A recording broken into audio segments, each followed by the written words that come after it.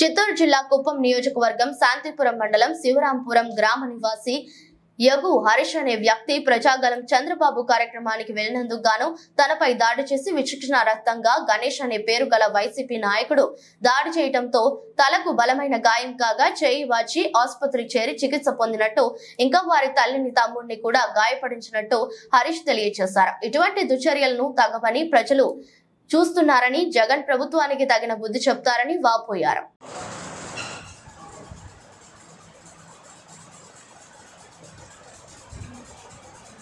నమస్కారం సార్, నా పేరు హరీష్ కుమార్, మాది శాంతిపురం మండలం శివరాంపురం సార్. కాకపోతే మాకు వైసీపీలో ఉండే ఒక వ్యక్తి టీడీపీలో మీటింగ్కి వెళ్ళిన తర్వాత ఎందుకు వెళ్ళినావు అనేసి ప్రశ్నించి నన్ను భారీగా కొట్టి మా ఇంట్లో వాళ్ళకి అందరికీ మా అమ్మని కూడా గాయపరిచినాడు. ఈరోజు రాజకీయంలో ఈ రౌడీజం అయిపోయింది. ప్రతి ఒక్కరిని కూడా ఆ పిల్లోడు భయపెట్టిస్తా అన్నాడు, ప్రతి ఒక్కరిని కూడా గాయపరుస్తా అన్నాడు. అదేవిధంగా నన్ను కూడా ఈరోజు గాయపరిచి హాస్పిటల్లో అడ్మిట్ అయ్యేలాగా కొట్టి రాళ్ళతో కొట్టి తలకి గాయం చేసి ఒక సావు పరిస్థితి తీసుకొని వచ్చినట్టుగా చంపేటట్టుగా మర్డర్ చేసిన దానికి కూడా వెనకాడకుండా ఈరోజు చేసినాడంటే దానికి రాష్ట్ర రాజకీయమే కారణం. మొదట్లో నేను కూడా వైసీపీకి నేను జెండా మోసి నేను భారీగా కష్టపడినా. ఆయన వచ్చిన తర్వాత అనవసరమైన కేసులు పెట్టి దాంట్లో ఉండే కార్యకర్తలనే వాళ్ళు ఇచ్చేస్తూ ఉండాలని దూషిస్తూ ఉండాలని చెప్పిన దానికి నేను టీడీపీ పక్క చంద్రబాబు నాయుడు పక్క వచ్చి మంచి నాయకత్వం మంచి లీడర్ ఉండాలనేసి ఈయన పక్క పోయిన దానివల్ల ప్రతి ఒక్కరిని కూడా ఈరోజు టార్గెట్ చేసుకొని మన తెలుగుదేశం నాయకుల్ని అందరినీ కాకుండా ప్రజల్ని ప్రతి ఒక్కరిని కూడా టార్గెట్ చేసుకొని ప్రతి ఒక్కరు హింసిస్తూ ఉన్నారు. అందుకే ఇదే నిదర్శనం. చూడండి ఒకసారి ఎంత దారుణంగా ఈరోజు గాయపరిచినాడో. ఇక్కడ కానీ తలకు కానీ ఈరోజు చంపేదానికి కూడా ఒక్కరు కూడా వెనకాడే పరిస్థితి లేకుండా అన్నట్లు చేస్తూ ఉన్నారు. ఈరోజు అందులో పనిచేసే వాలంటీర్లు కానీ ప్రతి ఒక్కరు కూడా రౌడీ రాజకీయం అయిపోయింది. ఈరోజు ఈ పరిస్థితి ఒక్కరికే కాదు, నా అట్లా వాళ్ళు ఎంతోమంది ప్రతి ఒక్క రాష్ట్రంలోనూ ఇలాగే ఉంది. కాకపోతే ఈ రాష్ట్ర రాజకీయాన్ని మార్చాలని ప్రతి ఒక్కరు కూడా ఎంత భయంకరంగా ఎంత ఇదిగా ఇచ్చేసినారు, గాయపరిచినారంటే అంటే లోపల కనిపినట్టుగా బండలతో గాయపరిచి ఎంతో అంటే చచ్చిపోయేదానికి కూడా చంపేదానికి కూడా వెనకాడకుండా ఉండే పరిస్థితి ఈరోజు తీసుకొని వచ్చినారు. నేను కంప్లైంట్ ఇచ్చిన ఈ రాష్ట్ర రాజకీయము చర్యలు తీసుకుంటుందా తీసుకోగా ఎస్ఐ గారు సిఐ గారు ప్రతి ఒక్కరు కూడా ఇది తీసుకొని ముందుకు చేయాలని చెప్పి కోరుకుంటున్నాను. అలాగే ఈరోజు ప్రతి ఒక్కరు కూడా అందరూ ఇక్కడే కాకుండా శివరాంపురం పంచాయతీలోనే కాకుండా ప్రతి ఒక్క పంచాయతీలోనే కూడా ఈ వాలంటీర్లు అనే వాళ్ళు రౌడీలు అయిపోయినారు. రౌడీలు అయిపోయేసి ప్రతి ఒక్క కార్యకర్తను కూడా బెదిరించి ఈ పథకాలు వచ్చేది ఆ పథకాలు వచ్చేది అనేసి మీటింగులకి భారీ ఎత్తుగా తరలిస్తూ ఉంటారు.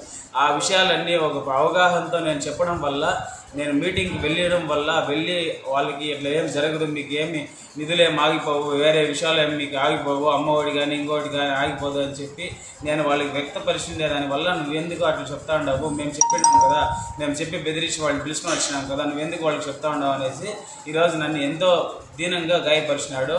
ప్రతి ఒక్క ఇది వ్యక్తిగతంగా అతనికి కానీ నాకు కానీ ఏదైనా కక్షలు అట్లాంటివి ఏమన్నా ఉంటే వచ్చి మీరు ఆ పంచాయతీలో కానీ విచారించండి.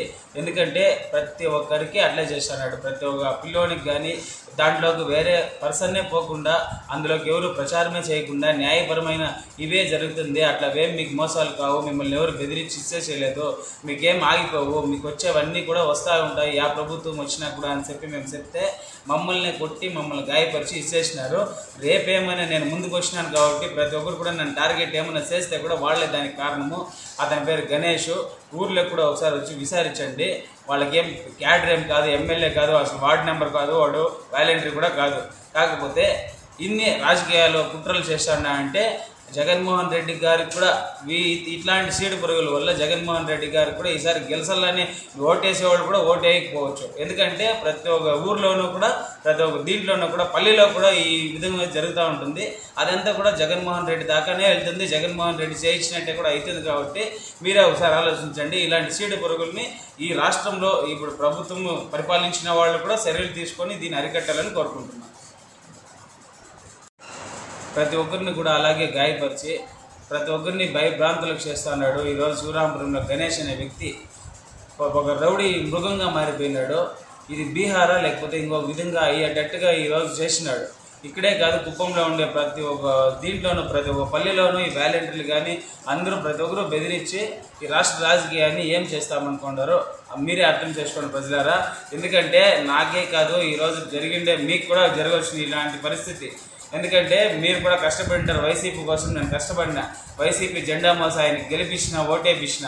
అదేవిధంగా చిల్లర కేసులు అనవసరమైన కేసుల్లో ఇరికిచ్చేసినారని నేను ఈరోజు న్యాయబద్ధంగా ఉండే దీనికి వెళ్తూ ఉండే దానివల్ల మీటింగ్లకు పోయిండే దానివల్ల నన్ను ఈ రోజు గాయపరిచి ఇబ్బందులకు గురి చేసినారు. మా ఇంట్లో మా అమ్మను కూడా గాయపరిచినారు. మా ఇంటి దగ్గర కూడా వచ్చి వాళ్ళు నాయకులంతా బెదిరించి గాయపరిచినారు. అంటే వీడు ఒక్కడే మెయిన్ ముద్దాయిగా విసేస్తూ ఉన్నారు. వాంతో ఎవరు చేపిస్తూ ఉన్నారో మనకు తెలియదు.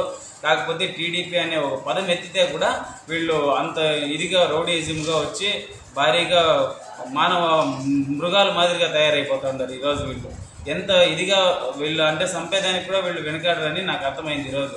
అంత భయంకరంగా హింసించినారు. దీనికి చట్టపరమైన చర్యలు తీసుకోవాలని నేను కోరుకుంటున్నాను.